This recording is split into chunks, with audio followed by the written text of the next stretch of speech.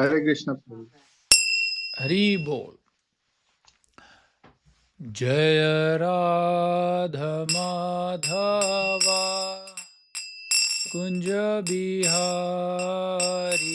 जय गोपी जन वल्लभा गिरिवरधारी,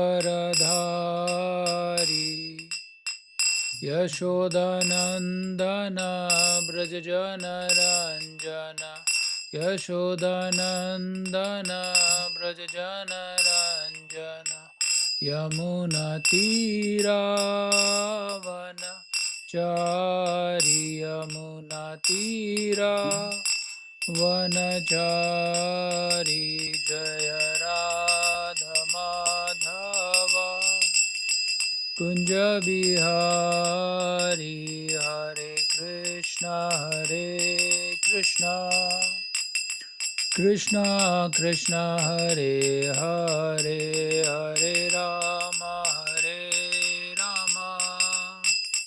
राम राम हरे हरे, हरे कृष्णा कृष्णा कृष्णा हरे हरे, हरे राम राम राम हरे हरे। जय प्रभुपदा जय प्रभुपदा, प्रभुपदा जय प्रभुपदा, गुरुदेव गुरुदेव गुरुदेव, जय जय गुरुदेव, नित्य गौर हरि बोल, हरि बोल, हरि बोल, नित्य गौर हरि बोल, हरि हरि बोल। Hare Krishna. So let's start with our prayer. If you have Bhagavad Gita book, the first page, this book, introduction, जिसमें we will read about 1 minute, I'm searching myself. Om Jnana Timrandasya Jnananjana Shalakaya Chakshurunmritam Yena Tasmai Shri Guruve Namaha. Shri Chaitanya Manobishtam Stapitam Yena Bhutale Swayam Rupam Kadamayam Dadantim Sampadantikam Vandeham Shri Guru Shri Yukta Padakamalam Shri Guru Vaishnavamscha Shri Rupam Sagrajatam Sahagana Raghunatam Vitam Sajivam Sadvaitam Savabhutam Parijana Sahishna Krishna Chaitanya Devam Shri Radha Krishna Padam Sahagana Shri Vishakha Vitamscha He Krishna Karuna Sindhu Dinabandhu Jagatpate Gopesha Gopika Kanta Radha Kanta Namastute Tapta Kancha Gaurangi Radhe Vrindavaneshwari Vrishabhanu Sute Devi Pranamami Hari Priye Vanchakalpatarubhasya cha Kripa Sindhu Bhavacha पतितानां पावनेभ्यो वैष्णवेभ्यो नमो नमः। श्री कृष्ण चैतन्य प्रभु नित्यानंद श्री अद्वैत गदाधर शिवासादि गौर भक्तवृंद। Hare Krishna Krishna Krishna Hare Hare, Hare Rama Rama Rama Hare Hare. Hare Krishna to you all, welcome again. So hope we will learn something new today, something new from Bhagavad Gita. And today's topic is Varna Ashram.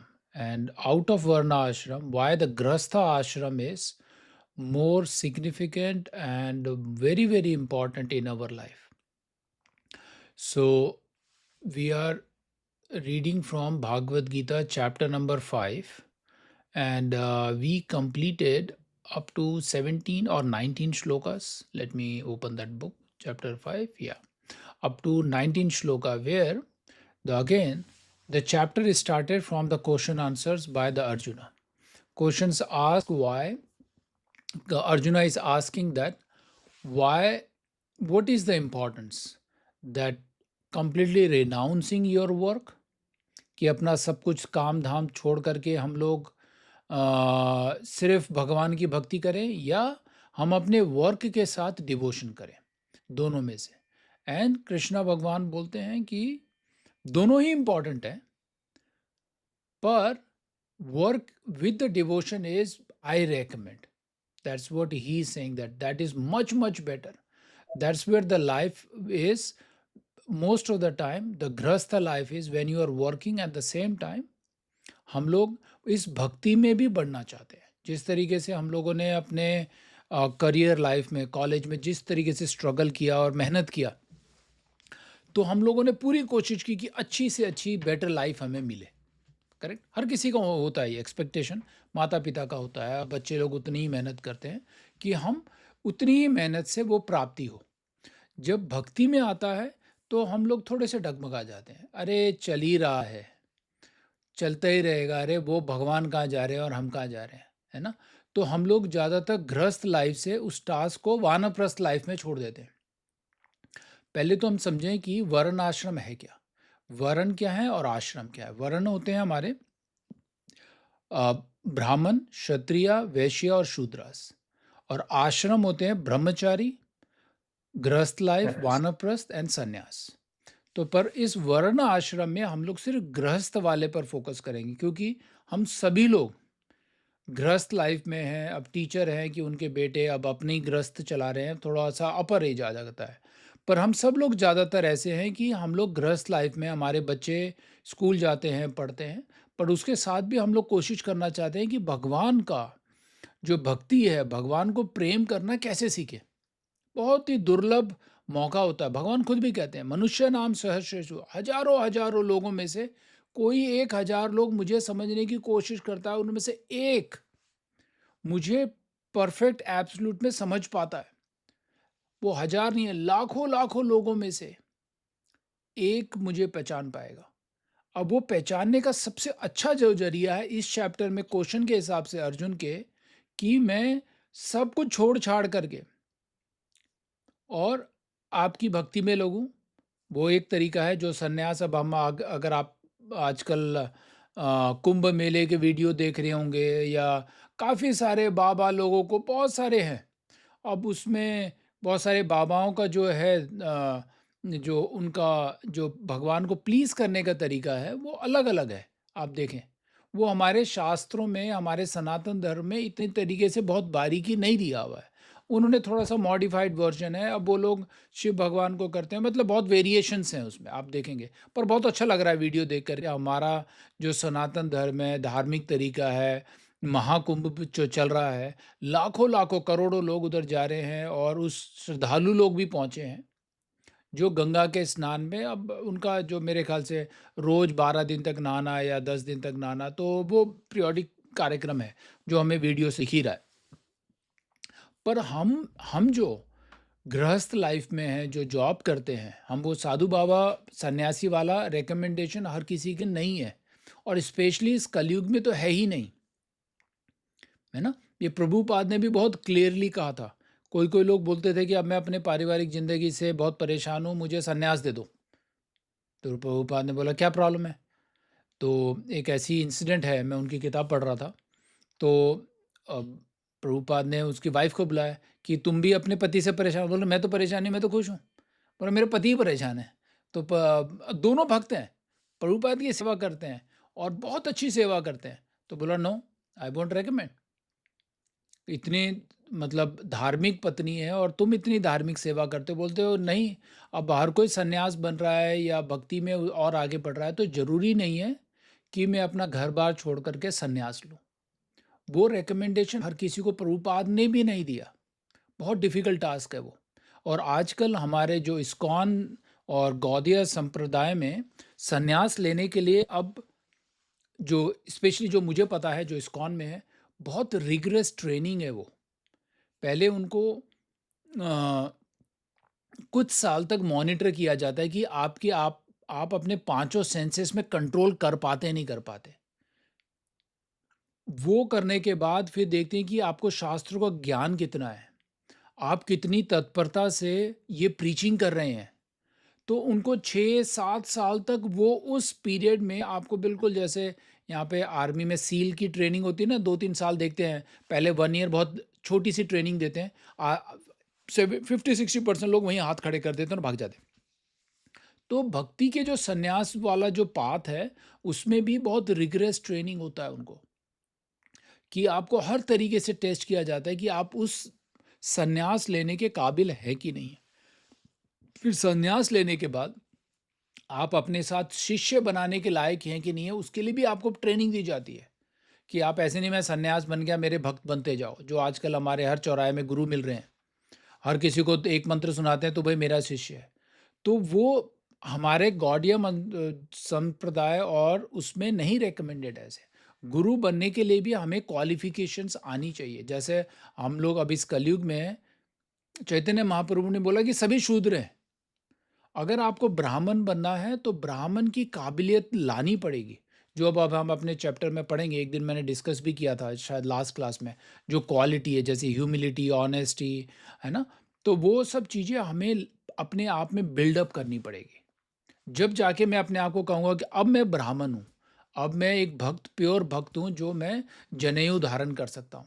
आजकल तो आप जाइए दुनिया भर के हैं, आपको ब्राह्मण बना देते हैं, जनेऊ पहनाते हैं, 2 मंत्र बोलते हैं, गायत्री मंत्र सुनाया और आप ब्राह्मण बन गए।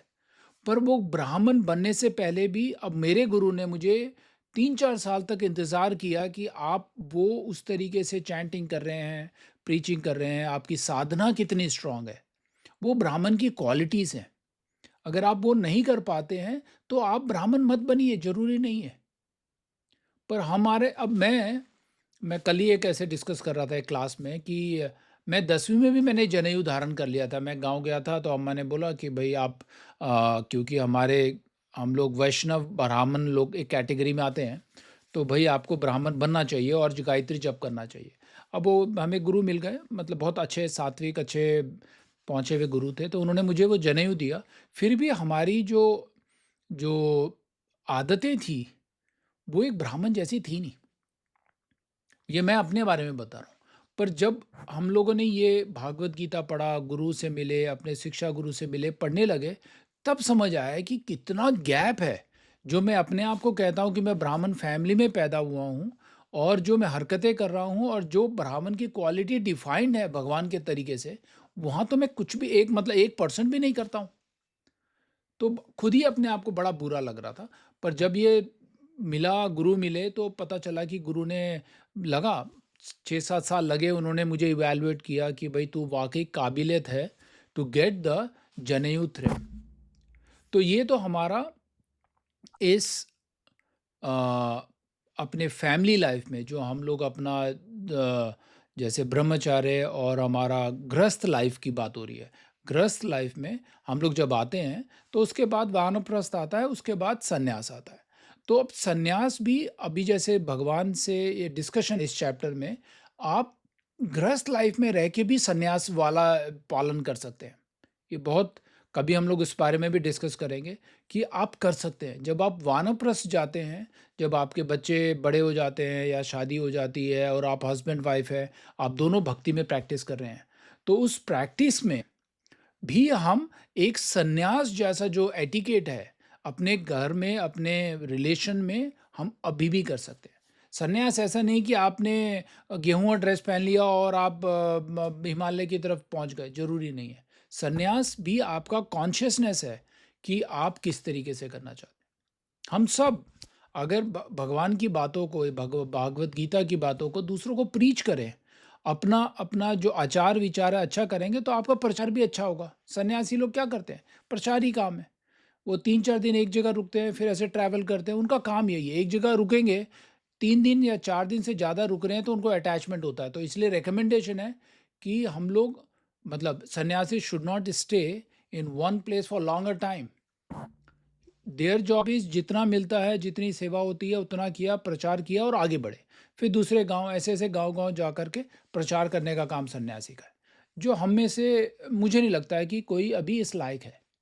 पर हम लोग फिर भी, जैसे मैं अपनी तरफ से कोशिश करता हूँ कि मैंने प्रीचिंग शुरू किया, अपने अपने रिलेटिव से, अपने भाइयों से, अपनी माता से, जो भी मेरे पास थे उनको मैंने बताया कि बहुत अच्छी चीज़ है, जो मुझे हमें इतने सालों बाद मिली है, तो हम सबको प्रैक्टिस करना चाहिए। अब उसमें से हर किसी ने माना? नहीं।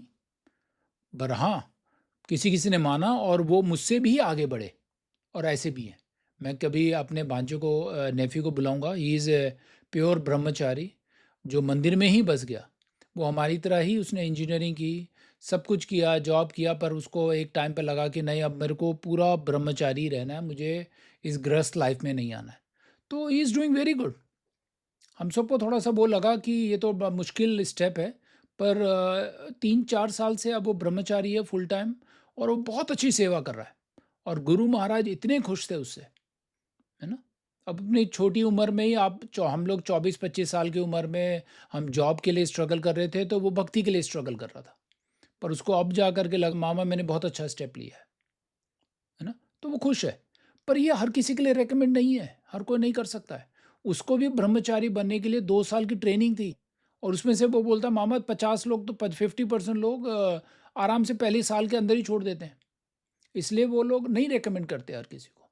तो हमें अब इस जो हमारा गृहस्थ लाइफ है, जो आज जो बड़ा इम्पोर्टेंट है वर्ण आश्रम में, गृहस्थ लाइफ एक चैलेंजिंग भी है, और सबसे अच्छा ज़रिया है भगवान को प्लीज़ करने का।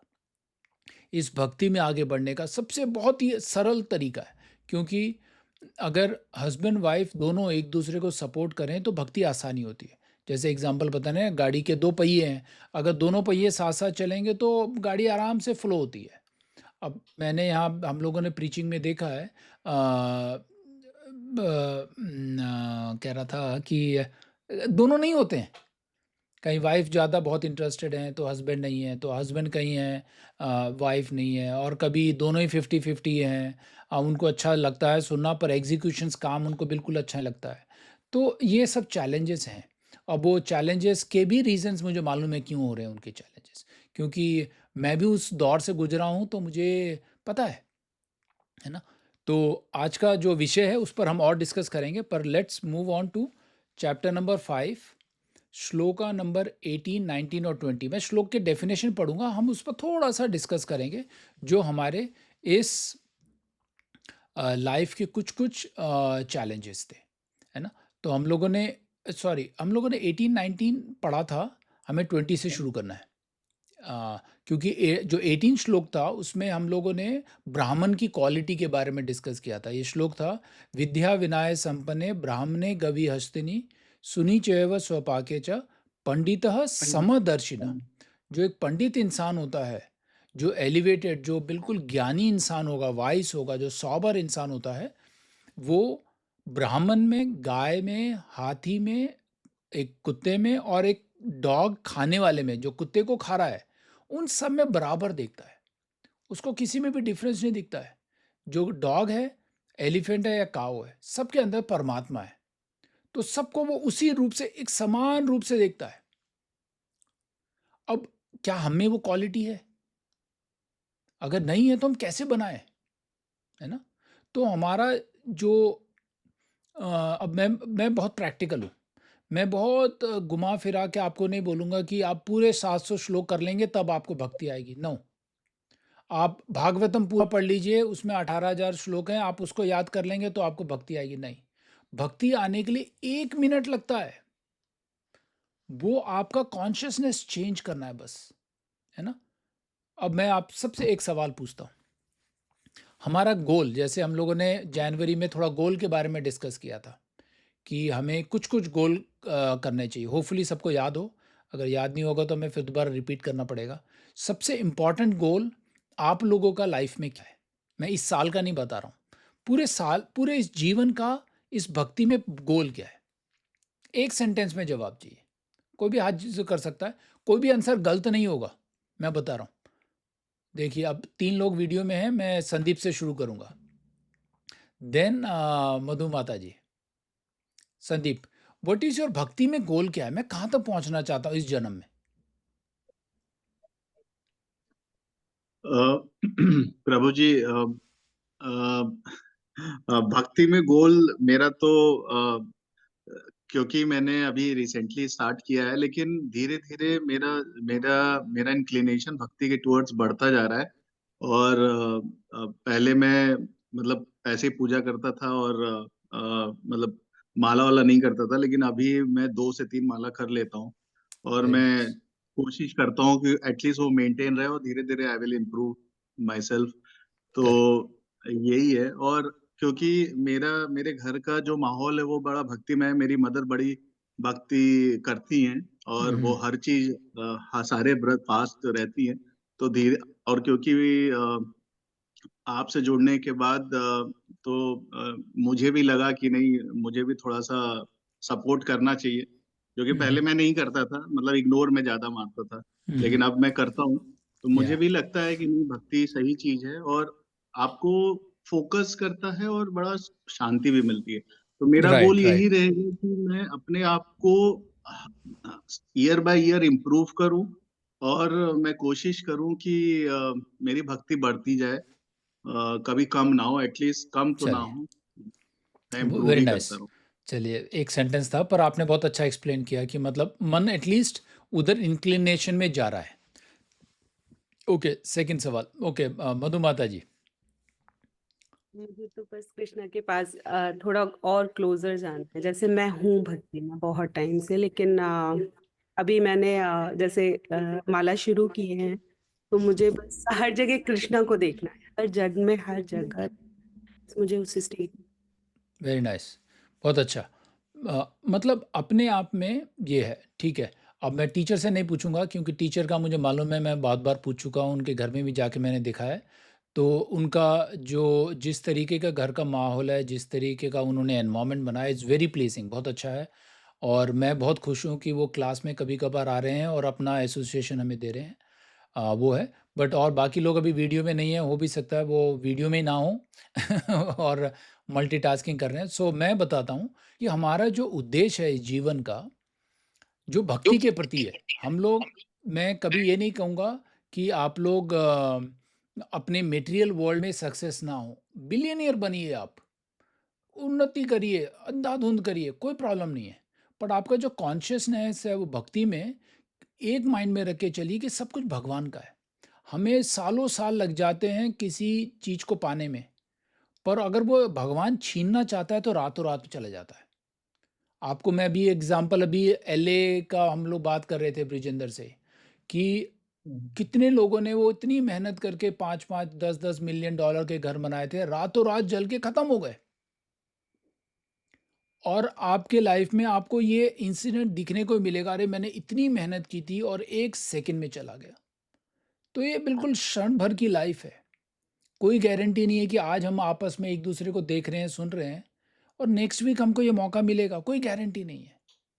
हमारे साथ जो जाएगा वो हमारी भक्ति जाएगी, कुछ नहीं जाने वाला है, कितना भी बटोर के रख लें।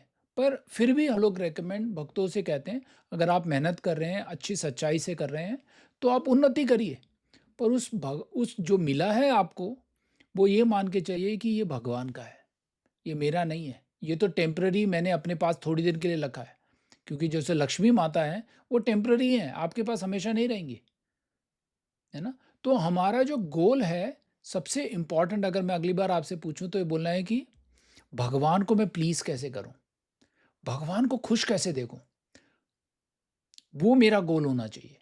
हर रोज़ सुबह उठ के, वो एक बार हम पहले किसी क्लास में, जैसे फ्राइडे क्लास में, एक माता जी बोल रही थी कि मैं एक अफ़र्मेशन लिख के रखती हूँ, सुबह उसको पढ़ती हूँ कि मुझे सक्सेसफुल होना है, मुझे ये हैप्पी होना है, ये होना है, सब कुछ है उसमें। पर सब कुछ अपने लिए कर रहा हूँ मैं, कि मैं कैसे खुश रहूँ। उसमें एक सबसे टॉप में रखी हूँ कि मैं आज ऐसा क्या करूँ कि भगवान खुश हो जाएँ। रात को जाके उसको फिर पढ़िए कि मैंने आज ऐसा क्या किया कि भगवान खुश हो गए होंगे।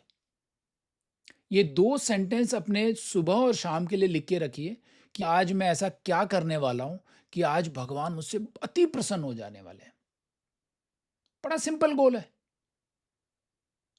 तो आपको धीरे-धीरे भगवान ही याद दिलाएँगे कि ये करेगा तो मैं खुश हो जाता हूँ। भगवान का स्मरण करने से भी भगवान खुश हो जाते हैं। भगवान का प्रसाद खाने से भी भगवान खुश होते हैं।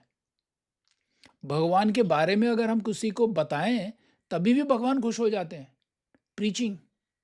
और भगवान ने बताया है कि जो मेरे इस लीलाओं को दूसरों को बताता है, वो मेरा वेरी वेरी डियर फ्रेंड है। सिंपल फ्रेंड नहीं भी बोला है, वो मेरा अति प्रिय मित्र है। तो अब मेरा गोल क्या होना चाहिए? अब मैं 1 महीने बाद फिर पूछूंगा कि आप लोगों का गोल क्या है। हाँ, मेरा गोल है कि भगवान को प्रसन्न करने के लिए, और मैं कर क्या रहा हूँ, ये जीवन का सदुपयोग कैसे कर रहा हूँ? दुरुपयोग तो हम कर ही रहे हैं कितने जन्मों से, अब सदुपयोग कैसे करें? भगवान मांग तो कुछ भी नहीं रहे हैं। मैंने इतने सालों से पढ़ा है कि मुझे ये दे दो, तुम्हारा पैसे ले जाके यहाँ कर दो, कभी नहीं बोला भगवान, क्योंकि भगवान को मालूम है मेरा ही है। जो मेरा ही है मैं क्यों मांगूंगा? जिस दिन मुझे चाहिए होगा उस दिन मैं छीन ही लूंगा। करेक्ट? तो अब हमारा कर्तव्य ये ह्यूमन फॉर्म में आने का, ये मनुष्य जीवन मिलने का है कि हम किस तरीके से भगवान को प्लीज करें। अगर हमें समझ नहीं आता तो हम गुरु के पास जाते हैं, जो हम प्रेयर पढ़ते हैं, ओम अज्ञान तिमिरंधस्य। मैं इस डार्केस्ट वर्ल्ड में पैदा हुआ हूँ, मेरी आंखें जो है गुरु ने अपने ज्ञान से खोली हैं। अगर हमें समझ नहीं आ रहा है कि हम भगवान को कैसे प्लीज करें, कैसे खुश करें, तो हमें गुरु की सहायता लेनी पड़ेगी। गुरु, साधु, शास्त्र, ये 3 जगह हैं जहाँ पे हमें पता चलता है कि भगवान चाहते क्या हैं। आप ये भी चाह सकते हैं कि भाई ये मुझे मनुष्य जीवन मिला क्यों है? ईट, स्लीप, मैरी एंड डिफेंड, जो हमें शादी करना, बच्चे होना, एंजॉय करना और किसी से झगड़ा करना, ये तो जानवर भी करता है, कोई फर्क नहीं है। पर जानवर और इंसान में तो बड़ा जमीन आसमान का फर्क है कि उसके पास वो नॉलेज लेने की, वो इंटेलिजेंस की क्षमता नहीं है। वो इंटेलिजेंट होगा शिकार करने के लिए। कोई है हमारे बहुत सारे ऐसे जानवर, पक्षी हैं बड़े इंटेलिजेंट हैं, पर आप उनके सामने बैठ के भागवत गीता ज्ञान की बातें बताएं तो हाँ, सुन रहा है, कुछ हो रहा है लगेगा, समझ थोड़ी ना आएगा। वो समझने की क्षमता इसी मनुष्य जीवन में हमको मिली है कि हम वो समझें और देखें कि भगवान को प्लीज कैसे किया जाए, भगवान को खुश करने का, है ना। अब बहुत बार मेरे भी मन में प्रश्न आता है कि हमने जैसे आज सुबह फ्रूट्स और ड्राई फ्रूट्स चढ़ाए, इसी टाइम पे हजारों लोग चढ़ा रहे हैं, तो भगवान मेरा ही ये फूड खाने क्यों आएंगे? उसके अलावा राधा रानी 108 व्यंजन रोज बनाती हैं, नॉन रिपीटेड व्यंजन, और भगवान उसको छोड़ के मेरा खाना खाने क्यों नहीं आएंगे? और वो भी थोड़े से सेब और संतरे। मन में सोचिए कि मैं ऐसा किस भाव से भगवान को बुलाऊंगा कि भगवान वो सब छोड़ेंगे और मेरे संतरे खाने आएंगे आज। तो चेंज क्या कर रहा हूं मैं? अपना भाव कर रहा हूं, अपने उस डिवोशन और लव और डिवोशन, उस प्यार से। जब आपने संतरे काटे तो वो प्यार से कि आज मैं भगवान के लिए कर रहा हूँ, आज मैं प्रसाद बना रहा हूँ तो भगवान के लिए कर रहा हूँ, आज माला कर रहा हूँ तो भगवान के लिए कर रहा हूँ। तो आप जैसे भाव को चेंज करने लगेंगे तो आपका जो रियलाइजेशन है, आप देखिएगा धीरे धीरे धीरे आपको रियलाइज होने लगेगा कि आज मेरी चैंटिंग बड़ी अच्छी हुई है, आज मेरी एक क्लास बड़ी अच्छी हुई है, आज जो मैंने प्रसाद बनाया है बड़ा अच्छा बनाया, आज इतने मन से बनाया है, अगर उसमें चीनी कम भी हो भगवान आज खाएंगे ही खाएंगे, है ना। तो आपको वो अपना कॉन्शियसनेस, जो नजरिया है, वो चेंज करना है। और वो चेंज होता है जब हम ये नॉलेज लेते हैं, जो इंटेलिजेंस हमारे पास भगवान की दी है, तो हमारा कॉन्शियसनेस चेंज होता है, तो बहुत ईजिली हो जाता है। अब बात आती है वो गृहस्थ लाइफ की। गृहस्थ लाइफ में चैलेंजेस ज़्यादा हैं, पर आप उसमें भी किसी तरीके से भगवान को प्लीज करें, तो इसलिए गृहस्थ लाइफ उन चारों हमारे आश्रम में सबसे इंपॉर्टेंट है। भगवान सबसे ज़्यादा प्रसन्न उसमें होते हैं। जो सन्यासी है उसने क्या किया है? जो पहला वाला है, सब कुछ छोड़ छाड़ करके भगवान को प्लीज कर रहा है, अच्छी बात है। जो वानप्रस्थ है उसने अपनी पूरी जिंदगी जी ली है अपने हिसाब से, अब सोच रहा है चलो सुन लेते हैं कथा, वो है। पर जो गृहस्थ लाइफ है, जिसमें आपको मल्टीपल चैलेंजेस होते हैं, बच्चों की चैलेंज, जॉब की चैलेंज, बहुत सारे होता है, उसमें आपने भगवान को याद किया, वो सबसे इंपॉर्टेंट है। ये शास्त्रों में है। इन चारों वर्ण में गृहस्थ लाइफ में अगर आप एक पक्का भक्त बनते हैं, उससे अच्छी कोई बात हो ही नहीं सकती। हमें अपने, जैसे मैं बार बार बताता हूँ कि हम अपने बच्चों को कितना भी ज्ञान बांट लें, बोलते रहेंगे बोलते रहेंगे, जब आप खुद प्रैक्टिस करने लगेंगे और बच्चा देखेगा अरे मेरे माता पिता करते हैं, तो उसको बड़ी जल्दी सीखने को मिलेगा, क्योंकि हम प्रैक्टिकली उसको दिखाते हैं कि मैं कर रहा हूँ। इसमें कोई शर्म की बात नहीं है। शुरू शुरू में थोड़ा सा लगता है अरे मैं चैंटिंग करूंगा तो लोग क्या कहेंगे, ये लोग कहेंगे कहेंगे चक्कर में हमारी 90% तो हमारी आदत ही बदलनी मुश्किल हो जाती है। वो छोड़िए, भगवान को प्लीज करना है और भगवान को शोर है, बस बात उतना, है ना। लेट्स गो टू श्लोक नंबर 19, 20, 21। ये 3 श्लोक पढ़ता हूं मैं, फिर उसके बाद हम उसको डिस्कस करेंगे। सो 19 में बता रहे हैं, those whose minds are establish in sameness and equanimity have already conquered the condition of birth and death. They are flawless like Brahman, and thus they are already situated in that Brahman platform. Shlok number 20th. The person who neither rejoice upon achieving something pleasant nor lament upon obtaining something unpleasant, who is self intelligent, who is unbewildered, and who knows the science of God, is already situated in transcendence. Shloka number 21. Such a liberated person is not attracted to material sense pleasure, but he is always in trance, enjoying the pleasure within. In this way, the self realized person enjoy ultimate happiness, for he concentrates on the Supreme. बहुत अच्छा है, बहुत अच्छे तरीके से उसी गृहस्थ life के लिए बहुत इंपॉर्टेंट है.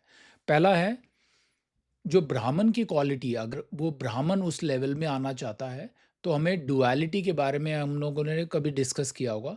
जब इंसान बहुत बिविल्डर्ड, उत्तेजित या एंग्जाइटी में आता है, जब हमको कभी दुख, थोड़ा सा भी दुख आता है तो हम बहुत जल्दी बिविल्डर्ड हो जाते हैं कि मेरे साथ क्यों हुआ है. और थोड़ी सी भी खुशी आती है वो इतना उछलता है कि भाई मुझसे ज़्यादा खुशकिस्मत वाला कोई नहीं है. ये दोनों परिस्थिति हम लोगों ने देखी है अभी तक. करेक्ट.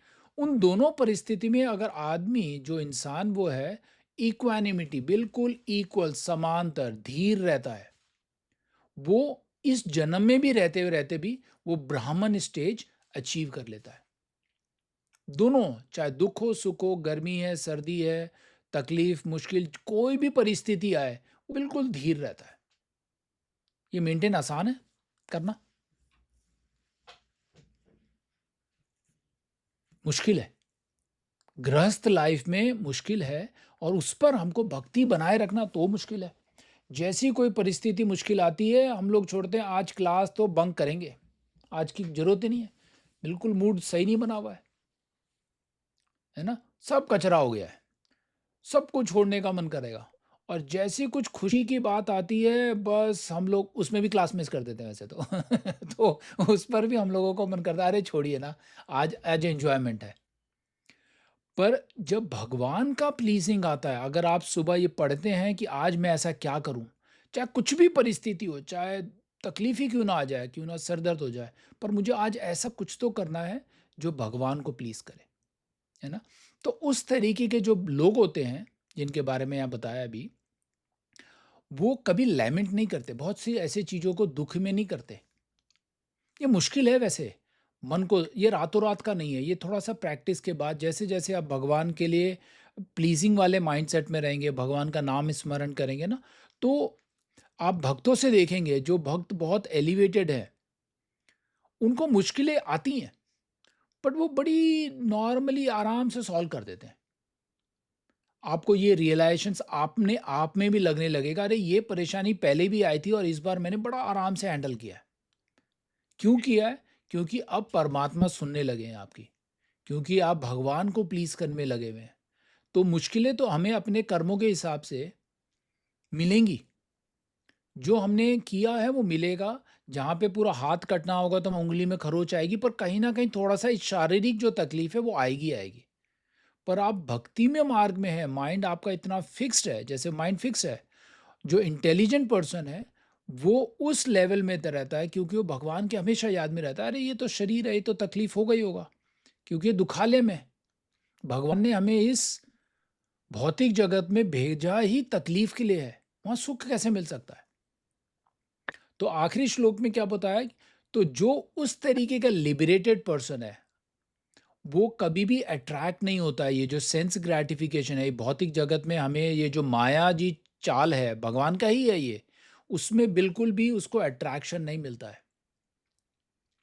और वो उन चीज़ों में इंजॉय करने की जगह वो भगवान को रियलाइज करने में इंजॉय करता है, और बहुत खुश रहता है, और उसके पास इंजॉयमेंट भी अनलिमिटेड हैप्पीनेस होती है.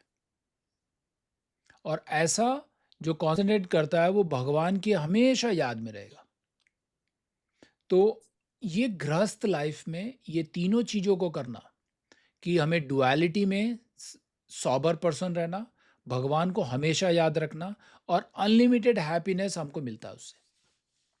ये तीनों चीज़ें एक चीज एक्टिविटी बाय वो होगी। अब आपका सवाल होना चाहिए कि कितना समय लगेगा? भई हम तो टाइम देने को तैयार हैं। आप बताइए, हम तो करेंगे ये सब चीज़ें। 1 दिन होगा, 2 दिन में आ जाएगा, कैसे होगा? प्रभुपाद से सवाल पूछा तो उन्होंने बोला कि 1 मिनट, 1 मिनट लगेगा। आपकी भक्ति में कितनी पावर है, कितनी क्षमता है, वो डिपेंड करता है। हम कितने जन्मों से प्रैक्टिस करने के बाद आज जाकर के एक साथ मिले कि हम लोग ये भक्ति की प्रैक्टिस कर सकें। तकलीफ़ें तो आएँगी, ऐसा कोई गारंटी नहीं है। कोई भी गुरु ऐसा नहीं बोलेगा कि हाँ मेरी तकलीफ़ अब ख़त्म हो गई। हाँ, तकलीफ़ कम ज़रूर हो जाती है। तकलीफ़ को सहन करने का उससे लड़ने की क्षमता बढ़ जाती है। ये होता है ज़रूर। यस ब्रिजेंद्र। प्रभु जी, एक क्वेश्चन ये है कि मैंने ये ऑब्जर्व किया है कि जो लोग बहुत ही डेडिकेशन से, स्पेसिफिकली अगर मैं भक्ति की बात करूं, या मैं ये नहीं बोलूंगा कि इस प्रोसेस जो हम डिस्कस कर रहे हैं या इसे कर रहे हैं, बट जो बहुत लोग डेडिकेशन से भक्ति कर रहे हैं और उनको अगर कभी कुछ लाइफ में बहुत ही एक्सट्रीम लेवल पे कोई दिक्कत आती है, तो उनका वो लोग ज्यादा विमुख होते हैं इंस्टेड ऑफ कि वो जो बहुत ही लाइट हार्ट से भक्ति करते हैं। मतलब ये मैंने ऑब्जर्व किया है।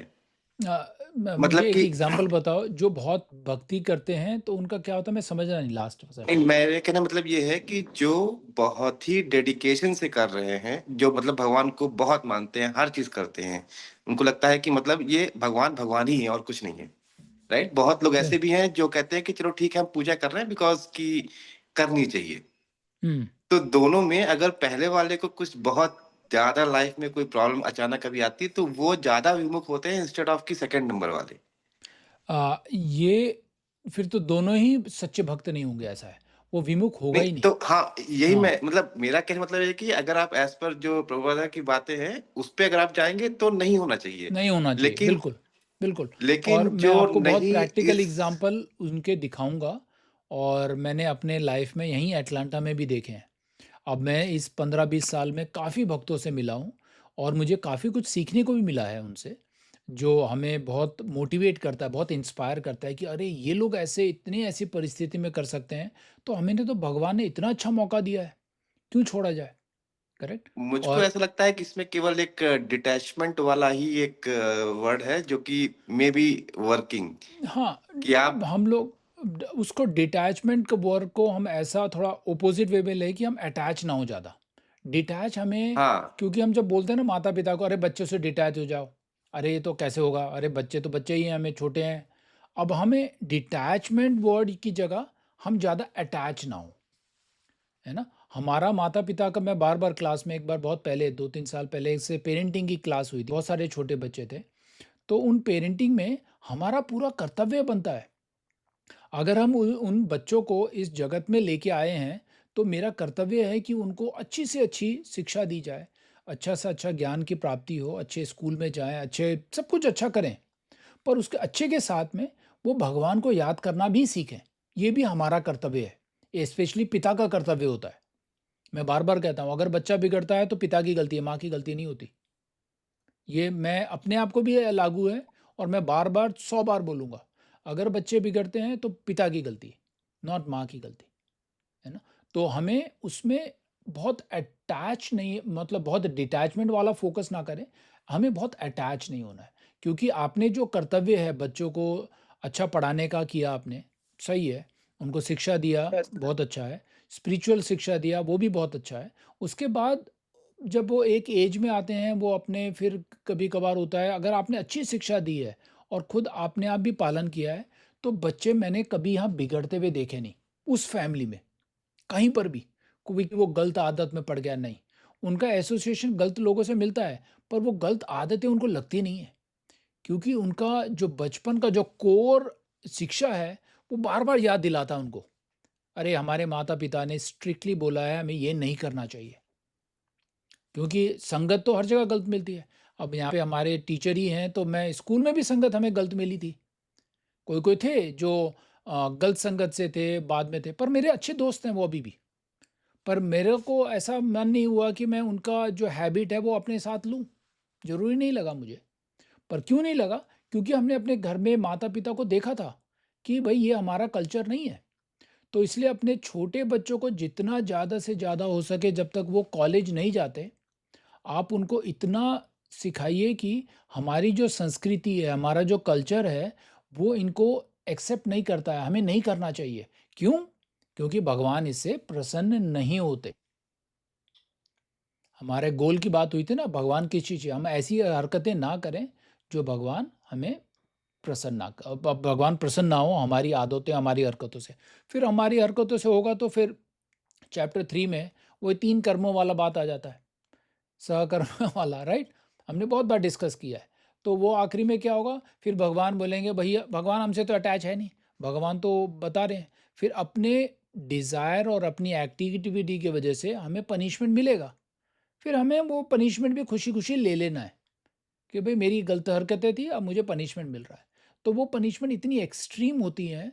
अब हम लोग भक्ति में, जैसे जो मेरा एक्सपीरियंस है, हम लोगों ने देखा है लोग भक्ति में ठोकर खाने के बाद आते हैं। ये आपने देखा होगा। 80% लोग कहीं पे ठोकर खाएँगे, बहुत तकलीफ़ हो जाएगा, उसके बाद बोलेंगे अरे! अब तो दरवाज़ा भगवान का ही खटखटाना पड़ेगा। करेक्ट? और जो 20% है या 15-20%, may B I I will say 10% है, जो बिना धक्के खाए आ रहे हैं। हो सकता है हम सब जो यहाँ बैठे हैं, बिना धक्के खाए आए हुए हैं लोग हैं।